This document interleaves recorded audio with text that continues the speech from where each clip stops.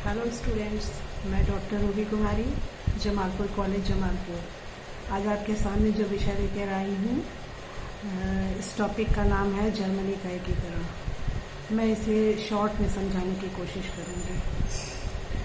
अभी जो विश्व मानचित्र पर हम जर्मनी का नक्शा देखते हैं, दरअसल 150 वर्ष पहले ऐसी स्थिति जर्मनी की नहीं थी।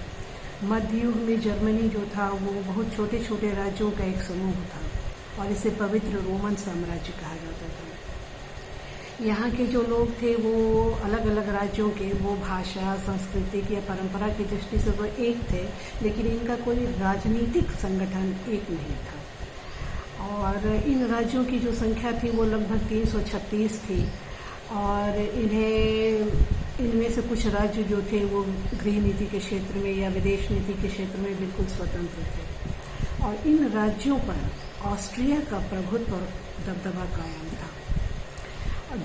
इसीलिए जब तक ऑस्ट्रिया जर्मनी पर हावी रहा, जर्मनी को एक भौगोलिक अभिव्यक्ति ही कहा गया। लेकिन यह स्थिति बहुत दिनों तक नहीं रही। आगे चलकर जब फ्रांस में क्रांति हुई और नेपोलियन बोनापार्ट का उदय हुआ, तो नेपोलियन ने जब अपने विदेशी अभियानों की शुरुआत की तो उसने जर्मनी पर भी आक्रमण किया और उसने पवित्र रोमन साम्राज्य को जीतकर वहाँ कई छोटे छोटे राज्यों का आपस में विलय कर दिया। और जहाँ 336 राज्य थे उसकी जगह उसने केवल अब जर्मनी में 38 राज्यों का एक संघ कायम कर दिया। तो इस दृष्टिकोण से अगर हम देखें तो जर्मनी के एकीकरण का पहला काम नेपोलियन ने ही किया था। लेकिन यह भी स्थिति बहुत दिनों तक नहीं रही, क्योंकि नेपोलियन का जब पतन शुरू हुआ और उसे जब द्वीप पर निर्वासित कर दिया गया तो उसके द्वारा जो विजित प्रदेश थे उनकी व्यवस्था के लिए वियना कांग्रेस हुई, जिसका अध्यक्षता ऑस्ट्रिया के चांसलर मेटरनिक ने की थी। तो इस वियना कांग्रेस में मेटरनिक ने नेपोलियन द्वारा किए गए सभी कार्यों को बिल्कुल उलट दिया और उसने जर्मनी में फिर से प्रतिक्रियावादी का शासन शुरू कर दिया। ऑस्ट्रिया जो था वो उदारवाद का, प्रजातंत्र का बिल्कुल घोर विरोधी था। इसलिए उसने जर्मनी में फिर से एक परिसंघ की स्थापना कर दी और उसका जो नीति संचालक था वो स्वयं बन गया। और इतना ही नहीं, 1819 में उसने कार्लसबाद के आदेश के द्वारा जर्मनी में जितने भी छात्र संघ थे, यूनिवर्सिटीज़ थी या फिर समाचार पत्र थे, इन पर कठोर सेंसरशिप लागू कर दिया। तो जब तक ऑस्ट्रिया का चांसलर मेटरनिक जीवित रहा, उसने जर्मनी में राष्ट्रवाद का उदय होने में बिल्कुल रोक लगा दी। और जब उसका पतन हुआ आगे चलकर के 1848 में, उसके बाद की स्थिति थोड़ी अलग हमें दिखाई देती है। इस समय जर्मनी में जो बहुत छोटे छोटे राज्य थे उनमें एक राज्य बहुत ही शक्तिशाली था जिसका नाम था प्रशा। वहाँ का राजा था विलियम फ्रेडरिक चतुर्थ। वो हालांकि योग्य था, लेकिन वो भी जो था वो प्रतिक्रियावाद के अधीन ही था। उसकी दोस्ती रूस, फ्रांस और ऑस्ट्रिया के साथ थी। लेकिन फिर भी उसने एक कार्य किया, उसने एक आर्थिक संघ का निर्माण किया जिसका नाम था शोलवरेन। तो जर्मनी के राज्य धीरे धीरे इस शोलवरेन नामक आर्थिक संघ के सदस्य बनने लगे, जिसका परिणाम क्या हुआ कि अब जर्मनी के बहुत सारे राज्यों में एक जैसी टैक्स नीति, मुद्रा नीति लागू हो गई। उसके अलावा जर्मनी के एक राज्य से दूसरे राज्यों के बीच रेलवे सेवा का भी विस्तार हुआ। उसके अलावा यूरोप में इस समय औद्योगिक क्रांति की शुरुआत हो चुकी थी, तो यहाँ भी जर्मनी में भी बहुत सारे कल कारखाने खुले, पूंजीपति वर्ग का उदय हुआ। तो शोलवरेन नामक संस्था से ये सब फर्क सामने नजर आने लगा। इसके अलावा जर्मनी में राष्ट्रवादियों का गुट भी इस समय अस्तित्व में आ चुका था और बुद्धिजीवियों ने भी इस दिशा में प्रयास शुरू कर दिए थे। इन बुद्धिजीवियों में राके, उसके अलावा बॉमर, ये सब का हम नाम ले सकते हैं, जिन्होंने अपने लेखों में जर्मनी की एकता पर बल देना शुरू कर दिया था। इसीलिए कभी कभी ये भी कहा जाता है कि जर्मनी की जो एकता थी वो केवल तलवार के बल पर नहीं जीती गई थी, बल्कि इसमें स्याही का भी हाथ था। तो कुछ स्थितियों में परिवर्तन आया। इसीलिए इस बार क्या किया, जर्मनी के जो राष्ट्रवादी थे, इन लोगों ने जर्मनी की एकता के लिए फ्रैंकफर्ट में एक संसद की बैठक बुलाई और उसमें यह प्रस्ताव रखा कि प्रशा का राजा जो है वो हमारा राजमुकुट स्वीकार करे और आगे बढ़ करके जर्मनी के एकीकरण का नेतृत्व स्वीकार करे। लेकिन जैसा कि मैंने कहा कि फ्रेडरिक विलियम ने चूँकि दूसरे देशों का भय व्याप्त था, इसलिए उसने इस प्रस्ताव को भी अस्वीकार कर दिया और यह स्थिति तब तक रही जब तक कि वो जिंदा रहा। जब उसकी मौत हो गई और 1861 में उसका भाई विलियम प्रथम गद्दी पर बैठा, वहाँ से जर्मनी के इतिहास में एक नई करवट ली। खास करके तब जब विलियम प्रथम ने एक अपने प्रधानमंत्री के रूप में बिस्मार्क की नियुक्ति की। अब ये बिस्मार्क कौन था? बिस्मार्क के बारे में अगर हम कहें तो वो ज़मींदारी पृष्ठभूमि का व्यक्ति था, इसलिए उसकी सोच भी वैसी ही थी। वो भी प्रजातंत्र का घोर विरोधी था। संविधान को वो बिल्कुल रद्दी कागज़ का टुकड़ा समझता था और आवश्यक सुधारों के लिए वह राजा को ही उपयुक्त मानता था। दूसरे शब्दों में उसे जनता की शक्ति पर भरोसा नहीं था। इसीलिए उसकी नियुक्ति का प्रशा के लोगों ने भी विरोध किया। लेकिन इस विरोध के बावजूद भी वह प्रधानमंत्री बना और उसने संसद में कहा कि अब वो समय नहीं है जब केवल भाषण दिए जाएं, क्योंकि भाषणों से किसी समस्या का समाधान नहीं होने वाला है। तो अब हमें रक्त और तलवार की नीति का सहारा लेना पड़ेगा और इसी कारण उसने भारी विरोध के बावजूद भी सैनिक बजट को पास करवाया और उसके नेतृत्व में उसने आगे चलकर 9 वर्षों में 3 लड़ाइयाँ लड़ी और जर्मनी का एकीकरण किया। तो बिस्मार्क ने सबसे पहले 2 अपने उद्देश्य निश्चित किए। पहला उसका उद्देश्य यह था कि ऑस्ट्रिया को बिल्कुल शक्तिहीन कर देना है यूरोप की राजनीति में, और दूसरा प्रशा को इतना शक्तिशाली बनाना है कि वह जर्मनी के एकीकरण का नेतृत्व कर सके। अब देखिए कि कैसी परिस्थितियां उसके पक्ष में आती चली गई। सबसे पहले इस समय पोलैंड की समस्या हुई। पोलैंड के लोगों ने विद्रोह कर दिया। वो किसके अंतर्गत थे? रूस के अंतर्गत थे और रूस में बिल्कुल निरंकुश शासन था। तो रूस की निरंकुशता के खिलाफ पोलैंड के निवासियों ने विद्रोह कर दिया। हालांकि होना यह चाहिए था कि पोलैंड की जनता का साथ बिस्मार्क को देना चाहिए था, जर्मनी भी यही चाहता था, लेकिन इसके बावजूद बिस्मार्क ने पोलैंड का साथ न दे करके रूस का साथ दिया। क्यों? शायद इसलिए कि उसे भविष्य में रूस की मित्रता की ज़रूरत पड़ती। इसलिए इस अपने कार्य से उसने रूस को अपना मित्र, स्थायी मित्र बना लिया। अब देखिए एक दूसरी समस्या आई। वो समस्या थी श्लेस्विग और होल्स्टाइन नामक 2 द्वीपों की समस्या। यह दोनों जो डचियाँ थी या आइलैंड थे, यह डेनमार्क के राजा के अधीन थे, जबकि यहाँ की जनता जो थी वो जर्मन भाषाभाषी थी और जर्मनी में ही अपने विलय चाहते थे। तो बिस्मार्क भी चाहता था कि इन दोनों श्लेस्विग और होल्स्टाइन को जर्मनी में मिला लिया जाए, एकीकरण का कार्य पूरा हो। लेकिन इसमें बाधा डेनमार्क के राजा की शक्ति थी और इस दोनों आइलैंड का भौगोलिक दृष्टि से चूँकि बहुत ज़्यादा महत्व था, इसलिए जर्मनी में इनका मिलाना बहुत ज़रूरी था।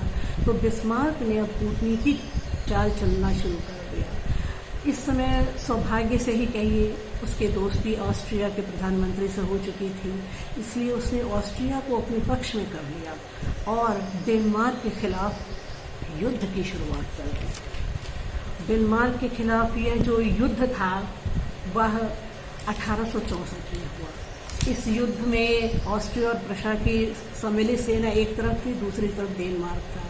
तो डेनमार्क की पराजय हुई और श्लेस्विग होल्स्टाइन को पर सम्मिलित रूप से ऑस्ट्रिया और प्रशा का अधिकार हो गया। अब इन दोनों डचियों का भविष्य में क्या होगा, या इस प्रश्न के बंटवारे को लेकर के ही इन दोनों देशों में यानी ऑस्ट्रिया और प्रशा में मतभेद आरंभ हो गए, क्योंकि ये दोनों तो चिर शत्रु थे और इनमें जो दोस्ती ज़्यादा दिनों तक तो टिक नहीं सकती थी। इसलिए इस दोनों आइलैंड को कैसे बांटा जाए, इसमें इन दोनों देशों के बीच मतभेद आरंभ हो गए। हालांकि इसके लिए एक समझौता भी हुआ। वह समझौता था गेस्टाइन का समझौता।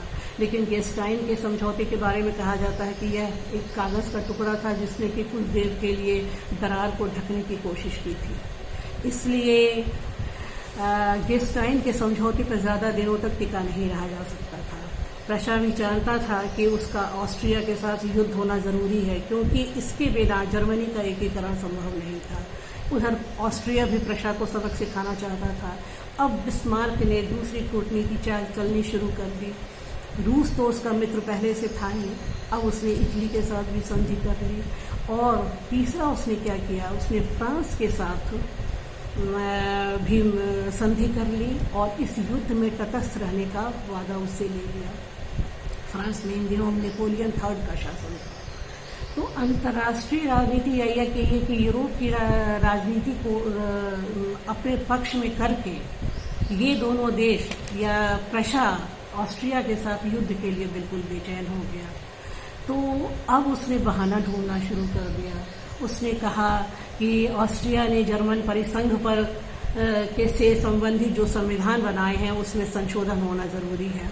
और इसी प्रश्न को लेकर के ऑस्ट्रिया और प्रशा में युद्ध छिड़ गया। और यह जो युद्ध था वो 1866 में हुआ, जिसे कि सेडोवा का युद्ध कहा जाता है।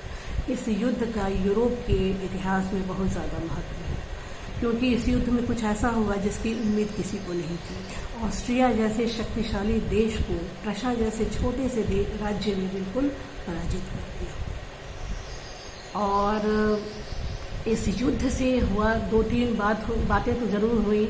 ऑस्ट्रिया और प्रशा के बीच में प्राग की संधि हुई। इस संधि में यह तय हुआ कि ऑस्ट्रिया को अब जर्मनी के उत्तरी राज्यों पर से अपना दबदबा हटा लेना होगा, यानी उत्तर के पूरे राज्य जो थे अब जर्मनी में मिल गए। और जर्मन जो परिसंघ था ऑस्ट्रिया के प्रभाव वाला, उससे उसका प्रभाव बिल्कुल इसे ऑस्ट्रिया को छोड़ देना पड़ा, यानी कि जर्मनी की राजनीति से ऑस्ट्रिया को बिल्कुल आउट कर दिया गया। उस पर हर जाने की भी भारी भरकम रकम थोप दी गई। तो इस युद्ध के बाद जो वर्षों से शताब्दी से चला आ रहा था ऑस्ट्रिया का प्रभाव जर्मनी की राजनीति पर, वो बिल्कुल खत्म हो गया। सेडोवा का युद्ध था यह, और यह बिस्मार्क की भारी जीत थी। तो अब इस युद्ध के बाद अब बिस्मार्क समझ गया कि चूंकि उत्तर जर्मनी का एकीकरण हो गया था, अब दक्षिण में ही 4 राज्य बचे हुए थे जिनको कि मिला करके जर्मनी का एकीकरण पूरा किया जा सकता था। इसके लिए उसे क्या करना था, आगे चलकर उसे फ्रांस के साथ युद्ध करना था, क्योंकि इन राज्यों पर, दक्षिण के 4 राज्यों पर फ्रांस का अधिकार था या प्रभाव था। तो अब उसने क्या किया कि फ्रांस के साथ युद्ध किस तरह से हो उसकी चाल चलना उसने शुरू कर दिया। उधर फ्रांस में क्या हुआ था, इस सेडोवा के युद्ध में फ्रांस ने प्रशा का साथ दे दिया था, जिसके चलते वहाँ की जनता यानी फ्रांसीसी जनता अपने राजा से नाराज थी। नेपोलियन थर्ड का वहाँ पे शासन था, वह अपनी खोई हुई प्रतिष्ठा को पाने के लिए उसने इस युद्ध में प्रशा का साथ दिया था। उसकी तो मंशा यह थी कि इस युद्ध में यानी सेडोवा के युद्ध में ऑस्ट्रिया और प्रशा दोनों को कुछ न कुछ नुकसान उठाना पड़ेगा और यूरोप की राजनीति में फिर से फ्रांस का ही दबदबा कायम होगा। इसी लालच में या फिर किसी क्षेत्र के लालच में भी नेपोलियन ने हामी भर दी थी इस युद्ध में तटस्थ रहने के लिए, लेकिन हुआ बिल्कुल उल्टा। इसके चलते उसे अपने देश में जनता की आलोचनाओं का भी शिकार होना पड़ा। इसलिए अब फ्रांस भी चाहने लगा कि प्रशा को सबक सिखाया जाए और प्रशा के साथ युद्ध किया जाए। तो और बिस्मार्क भी भली भांति जानता था कि फ्रांस के साथ उसका युद्ध तो होना ही है। उसने एक बार कहा भी था कि ऑस्ट्रिया के बाद फ्रांस के साथ युद्ध इतिहास के तर्क में ही नहीं थे। इसीलिए दोनों देश अब अपने हिसाब से युद्ध की तैयारी करने लगे और इन दोनों देशों के बीच मतभेद काफ़ी बढ़ने लगे। तो इस मतभेद को हालांकि तुरंत हवा नहीं मिली और एक लंदन में समझौता भी हुआ, दोनों देशों के बीच बातचीत भी हुई और तात्कालिक जो स्थिति थी उसमें उसको थोड़ा ठंडा करने की कोशिश की गई। लेकिन शीघ्र ही एक ऐसा प्रश्न उपस्थित हो गया जिसके चलते इन दोनों देशों के बीच युद्ध अवश्यंभावी हो गया। वह स्थिति क्या थी? वह थी स्पेन के उत्तराधिकार का प्रश्न। इस समय स्पेन पर रानी इजाबेला का शासन था, जहाँ की विद्रोह हुआ उसके खिलाफ उसे निर्वासित कर दिया गया। अब इस निर्वासन की स्थिति में स्पेन की गद्दी खाली हो गई है, वहाँ उत्तराधिकार का प्रश्न उपस्थित हो गया। अब बिस्मार्क ने अपनी कूटनीति से क्या किया? लियोपोल्ड नामक व्यक्ति को, जो कि प्रशा के राजवंश से संबंधित था, उसे वहाँ का राजा बनाने की घोषणा कर दी। इससे फ्रांस में बहुत ज़्यादा बेचैनी फैल गई, क्योंकि फ्रांस प्रशा के राजवंश से संबंधित किसी व्यक्ति को स्पेन का राजा होते हुए देखना नहीं चाहता था, इसलिए उसने इसका विरोध आरंभ कर दिया। इस मसले पर प्रशा और फ्रांस के बीच बातचीत आरंभ हुई, राजदूत आए गए, बातचीत शुरू हुई, लेकिन दोनों देशों के संचार माध्यमों ने इस समय कुछ ऐसा किया जिससे कि राजनीति वहाँ की जो थी, दोनों देशों की राजनीति बहुत ही विषाक्त होने लगी और अफवाहों का बाजार इतना ज़्यादा गर्म हो गया कि दोनों देशों के बीच युद्ध के लिए बेकरारी साफ दिखाई देने लगी। ऐसी स्थिति में फ्रांस ने अपने पुराने गौरव को पाने के लिए प्रशा पर युद्ध करने की घोषणा कर दी और यह जो युद्ध हुआ वह बहुत ही निर्णायक युद्ध हुआ। 1870 में यह लड़ाई लड़ी गई, जिसे कि सेडान का युद्ध कहते हैं। सेडान का जो युद्ध था वो जर्मनी के एकीकरण की दिशा में एक मील का पत्थर साबित हुआ। जैसा कि किसी को आशा नहीं थी, फ्रांस जैसे विशाल देश ने प्रशा जैसे एक छोटे से राज्य के साथ युद्ध किया और बुरी तरह पराजित हुआ। फ्रांस की राजनीति पर तो इस युद्ध का इतना ज़्यादा असर हुआ कि वहाँ द्वितीय साम्राज्य का ही अंत हो गया और फिर से वहाँ गणराज्य की स्थापना करनी पड़ी, राजतंत्र ही समाप्त हो गया वहाँ। और दूसरी तरफ प्रशा की जीत जो थी वह बिल्कुल असंभव सी दिख जो पड़ रही थी, वो बिल्कुल सामने आ गई और अब जर्मनी की एकता में कहीं भी कोई बाधा उपस्थित नहीं रही, क्योंकि दक्षिण के जो 4 राज्य बचे हुए थे जर्मनी के एकीकरण के दिशा में, उन्हें भी अब फ्रांस से लेकर के जर्मनी पर संग में मिला लिया गया। इस तरह बिस्मार्क ने 9 वर्षों के अंतराल में 3 युद्ध किए, तीनों में उसे भारी जीत मिली और जर्मनी के एकीकरण का मार्ग प्रशस्त हुआ। हालांकि हम इस बिस्मार्क की आलोचना में ये भी जो ज़रूर कह सकते हैं कि उसने आने वाले समय में जर्मनी की सुरक्षा के लिए, नवनिर्मित जर्मनी की सुरक्षा के लिए गुटबंदी का ऐसा जाल बुना जिसका कि परिणाम विश्व को प्रथम महाविश्व युद्ध के रूप में भोगना पड़ा। जो भी हो, जर्मनी की एकता पूर्ण हुई और इसका सारा श्रेय बिस्मार्क हो जाता है। आज बस इतना ही। धन्यवाद।